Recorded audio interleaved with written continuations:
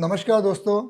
आज का जो हमारा सब्जेक्ट है कि कौन से उम्र तक हम लिंग का साइज बढ़ा सकते हैं। तो दोस्तों इसमें दो कैटेगरी आती है। मेरे पास जो पेशेंट आते हैं प्री मैरिटल, मतलब काफ़ी यंग पेशेंट आते हैं जो 17, 18, 20, 22, 25 साल की उम्र के रहते हैं। इनमें मैंने पाया है कि जनरली इनमें हार्मोनल डिफिशियंसी रहती है, कभी कभी हीमोग्लोबिन डिफिशियंसी, B12 डिफिशियंसी रहती है, कभी कभी इनमें विटामिन प्रॉपर नहीं होते हैं और ग्रोथ फैक्टर की डिफिशियंसी रहती है, जिसके वजह से उनको प्रॉपर नरिशमेंट न मिलने की वजह से अपने प्राइवेट पार्ट को, उसकी वजह से उसकी ग्रोथ नहीं होती है और इसलिए एक कैटेगरी हमारे पास ये आती है। दूसरी कैटेगरी हमारे पास जो आती है वो है 50 साल के बाद में।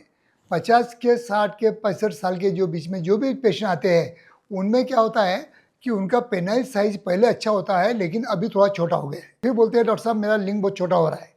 तो इनका जो मेन रीज़न होता है कि इनमें पाया गया है कि हार्मोनल डेफिशिएंसी, इनके बॉडी में टेस्टोस्टेरोन हार्मोन, जो मैं आपको हमेशा बताता हूँ कि 40 साल के बाद में 1% कम होते रहता है और वो प्रॉपर हार्मोनल रिप्लेसमेंट थेरेपी न लेने के बावजूद उसकी वजह से उनको उनके लिंग में श्रिंकेज पना आ जाता है।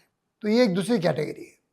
तो ये दोनों कैटेगरी पेशेंट के लिए हमारे क्लिनिक में बहुत अच्छे ट्रीटमेंट है कि कोई भी एज में अगर आप आए तो आपके इंद्रिय की साइज बढ़ा के दे सकते हैं, लेकिन उसके लिए प्रॉपर इन्वेस्टिगेशन बहुत ज़रूरी होता है। जैसा कि मेरे क्लिनिक में अगर आप आए तो मेरे पास एक वैक्यूम थेरेपी डिवाइस है।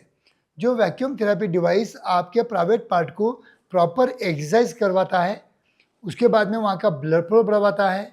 ब्लड फ्लो बढ़ने की वजह से नरिशमेंट अच्छा होता है। जो स्पॉन्जी टिश्यू है उसको एक्सरसाइज करने के बाद में उसमें टफनेस आता है, उसकी वजह से भी ग्रोथ होती है।